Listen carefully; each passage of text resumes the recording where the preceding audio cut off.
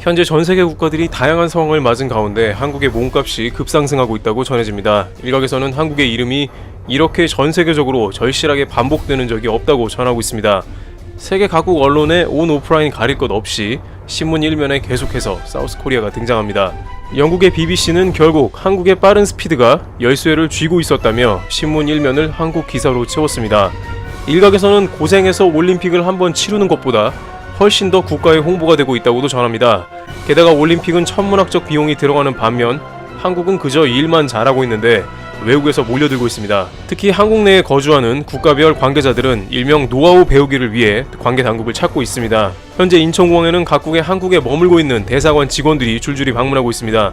지난 11일에는 미국의 해리 해리스 대사가 방문해 한국의 상황 처리 대응 능력에 관한 노하우를 배웠습니다. 해리스 대사는 과연 전세계적 모범이 될 만하다며 극찬을 했던 것으로 전해지고 있습니다. 해리스 대사뿐만 아니라 미국에서는 한국 신드롬이 일어 미국 의원들이 한국을 찾아가라고 아우성이기도 하죠. 13일 오전에는 아예 외교단 40여 명이 몰려와서 인천공항은 상황을 어떻게 통제하는지 배우러 왔습니다. 즉 한국을 전형적인 모범 사례로 평가하면서 전세계에서 가장 잘 되어 있는 시스템이라고 본 것입니다.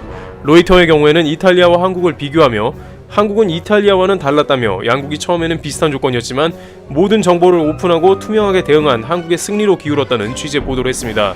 한편 일본에서는 겉으로는 한국처럼 일을 하면 오히려 시스템이 붕괴한다며 일본은 반대로 하고 있다고 전합니다. 일본의 한 매체는 한국과 이탈리아 등은 시스템이 망가져 일본처럼 유지했다는 것이 옳았다는 취지의 보도를 합니다. 그런데 알고 보니 총리 관저에서는 한국의 뒤로는 도움을 청하고 있었던 것으로 밝혀져 또 한 번 논란이 됩니다.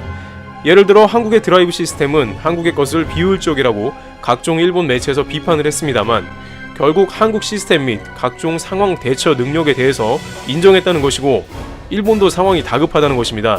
갑자기 일본이 한국을 찾으면서 긴급하게 한국 당국에 도움을 요청했다는 배경이 있습니다. 우선 IOC는 긴급하게 회의를 갖고 도쿄올림픽을 일본의 의사와 상관없이 상황을 지켜보다가 WHO 등과 논의를 거친 다음 올림픽을 중단하는 방안도 검토한다며 IOC 바흐 위원장이 13일 오전에 밝힌 바 있습니다. 트럼프 대통령은 올림픽을 1년 연장하는 방안이 어떻겠냐고 제안을 했습니다만 바흐 위원장은 취소를 해야 한다는 것이죠.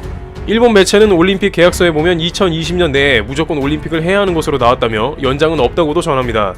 결국 취소나 연기 어떻게 되었든 간에 일본 내부에서는 이제 한국의 도움을 통해서라도 상황 타개에 나선 것입니다. 물론 이러한 것은 전혀 언론이나 공식적으로 밝힌 것은 아니며 한국 당국의 뒷라인을 통해 연락해 온 것입니다. 올림픽을 통해 일본 국가 브랜드를 알리고 수백조 원의 경제적 부흥 효과를 가져오려 했으나 개막도 쉽지 않게 된 것이죠. 반면 한국은 국가 브랜드라는 측면의 마케팅은 상상도 하지 않았는데 저절로 위상이 치솟아버린 것입니다. 전 세계 언론들은 한국의 저력이 드러났다면서 앞으로도 한국을 정직하고 긍정적이며 투명한 나라로 기억하는 케이스가 많을 것이고 이것은 곧 국가경제 및 전반적인 선순환을 가져올 것으로 관측하고 있습니다. 과거의 어려운 경험으로 준비가 잘 된 한국이 뜻밖의 상종가를 치면서 몸값이 치솟고 있다는 소식입니다. 트래블티브 여기서 마치겠습니다. 감사합니다.